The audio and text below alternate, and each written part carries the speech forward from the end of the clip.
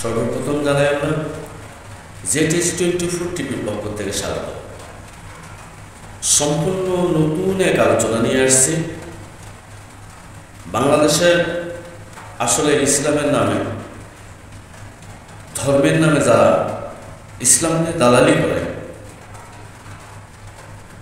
মূলত হক বাতিল নিয়ে যারা কথা বলে, এই হক বাতিল নিয়ে যদি বুঝতে চান সবাই, তাহলে সর্বপ্রথম আমাদেরকে যাইতে হবে হক ছিলেন, হকের পক্ষে তিনি হলেন আল্লাহ রসুল সাল্লাল্লাহু আলাইহি ওয়াসাল্লাম। ওইখান থেকে সর্বপ্রথম আমরা জেনে নিব সাহাবে আজমাইনের আচার আচরণের উপর ভিত্তি করে কারা কারা হক এবং কারা কারা বাতিল। এনারা দেখবেন কথা বলতেই দলিল নিয়ে যাওয়া মুখের উপর। আসলে মূলত যদি আমরা সত্যিকারই হকটা বুঝতে চাই, সত্যটা জানতে চাই, তাহলে আমাদেরকে কয়েকজন সাহাবের চরিত্র আচরণ নিয়ে ভাবতে হবে এবং বুঝতে হবে তার মধ্যে যারা বাতিল পন্থ ছিল তারা কারা ছিল।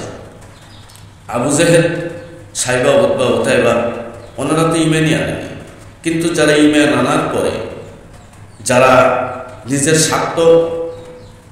শর্ত প্রতিপত্তি যখনই ব্যাঘাত ঘটেছে তখনই তারা মুনাফিক সেজেছে। এর মধ্যে থেকে ঠিক সেই শরীর সেভাবেই যারা আজকে ওয়াজের মাঠ গরম করতেছে, মনে হচ্ছে যেন ওরা আমাদেরকে শাসন করতেছে। আসলে মূলত এদের যখনই স্বার্থের উপরে ব্যাঘাত ঘটে তখনই তারা সেটা মাসলা পাল্টে দিয়ে অন্যদিকে নিয়ে যাওয়া হচ্ছে। মূলতভাবে আমরা যদি বাতিল বুঝতে চাই, তাহলে আপনি দেখবেন, আপনি বুঝবেন যে বাতিলের মধ্যে যারা ছিলেন তারা ছিলেন আসলে মূলত মুনাফিক। মুনাফিক শব্দের অর্থ হলো, মুনাফিক শব্দের উৎপত্তি হলো নাপাক থেকে, অর্থাৎ প্রাণের যেখানে যেমন সেখানে তেমন। এই শ্রেণী আলেম ওলামা, তার মধ্যে একজন মুনাফিকের অভিনয় করেছে। আমি তার কথা তুলে ধরব, উনি কি বলেন সেটা একটু সেই ভিডিওটা আমরা আজকে বাংলাদেশে দোয়া দিয়া দরুদ দিয়া কুত্তা ভালো করা যাবে না।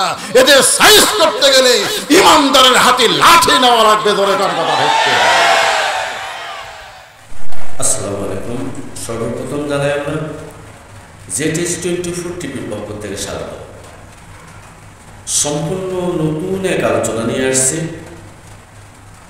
বাংলাদেশের আসলে ইসলামের নামে, ধর্মের নামে যারা আজকে বাংলাদেশে দোয়া দিয়া দরুদ দিয়া কুত্তা ভালো করা যাবে না। এদের সাইজ করতে গেলে ইমানদারের হাতে লাঠি নেওয়া লাগবে। ধরে কার কথা হচ্ছে। নিয়ে যদি বুঝতে চান সবাই,